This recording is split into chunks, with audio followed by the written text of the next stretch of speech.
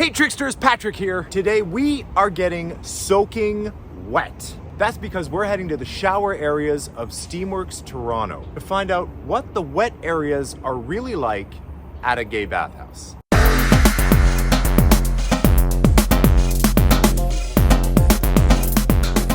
And in today's video, we look at 3 different elements of the wet areas: the showers, the steam room, and the jacuzzi. And of course, I'll be dropping my hot tips along the way. And helping me demonstrate today is my buddy Mark. And after filming this video for YouTube, we then retired to the porn star room at Steamworks and shot another video for OnlyFans. Just hit the link in the description below.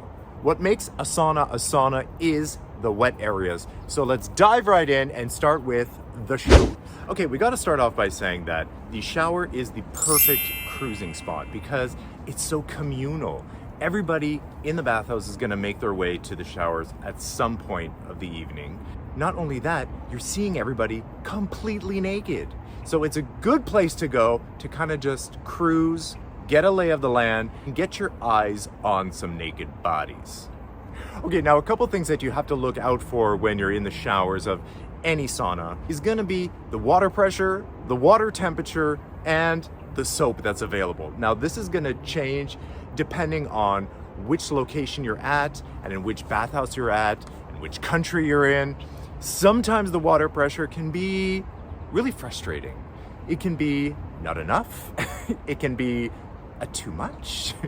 And same goes for the temperature. Sometimes you just can't get hot enough water, and that's super frustrating because you just want to take a shower and clean off, right? Sometimes the water temperature is just too hot, and then you can't even stay under the water for any sort of length of time, and that's super frustrating too because, again, you just want to clean yourself, reset, and get back out there. So depending on where you are, the water pressure could be super frustrating, the water temperature could be frustrating, and of course, also the soap situation. Most saunas are gonna have that thing on the wall to get the soap. Now, if that's empty, then you're SOL.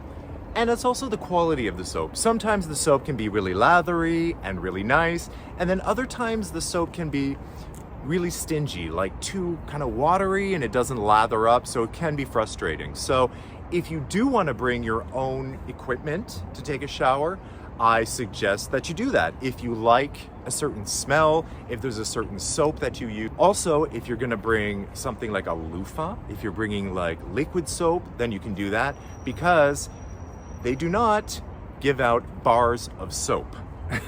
There are not bars of soap in these places, so you don't actually have to worry about dropping the soap. Although, if you do like dropping the soap and that's something that you want to experiment with at the bathhouse, bring your own bar of soap and you can drop it and see what happens. I'm sure you'll get lucky there. Okay, and a hot tip for the showers is visit the showers often, because even if you don't have to shower, other people do, and at different times. So it's like a rotating carousel of naked men that are lathered up. Usually the showers are in a crossroads of the sauna or the main part of the bathhouse. A lot of times they have like, they're glassed in so that you can see each other. So it's very looky-loo. It's a great, no pressure place to see and be seen. So let me know in the comments below. Wet areas, are they for cleaning or playing? Now, the jacuzzi of all of the elements, the showers, the steam room, and the jacuzzi, that is the one that is actually the best for cruising because you're sitting in the jacuzzi, relaxing, enjoying yourself, minding your own business, and literally everybody at some point of the evening is going to walk by that jacuzzi because they're going to the bathroom, they're going to the showers, they're heading to the lockers. At some point of the night, you are going to see everybody. Another bonus of the jacuzzi is that you're sitting in there, and as people are coming and going, you get to see them naked. And isn't that the point? It's like walking down Rodeo Drive window shopping and seeing all the delicious goods in the windows, except you don't gotta walk. You just gotta sit there and stuff is coming and going to you and in front of you and past you. So as people are getting in and out of the jacuzzi, obviously they're taking their towels off and they're getting in. You're getting, boop, a perfect view of everything that's on display, everything that's on offer.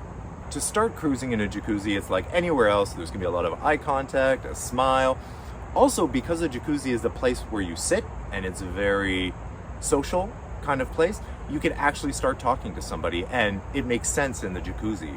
And it's not gonna be too off-putting for somebody. You're not gonna scare them away with a little bit of chat and friendly banter to get, a lay of the land. Like, where do we, Now, if you're not a chatter, or maybe you're a tourist, maybe you're traveling abroad and you don't speak the language, that's okay. You don't have to speak a language to have sex in the sauna. You're sitting in the jacuzzi.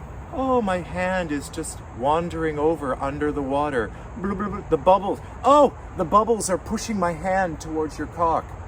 Oh, did my foot touch your leg? Oh my goodness, I didn't realize you were there. Suddenly you're playing footsies. Suddenly your foot is massaging their balls. Suddenly your hand is on their thigh. I mean, the cover of water with the bubbles, it provides the perfect cover for anything that's happening underneath. Under the sea, under the sea. There's a bit of an unwritten thing about the jacuzzi where it's a good place to chat and get social and flirt, but in my experience, I have not seen full-on action scenes happening often in the jacuzzi. But it's a great place to meet people, and that's the hot tip, is that conversation is absolutely encouraged in a jacuzzi. And if you're a chatty person and you like to meet people, the jacuzzi is your #1 place to be at the Bathhouse. The steam room is gonna be more closed, the lights are gonna be turned down lower, and there's gonna be, what? Steam!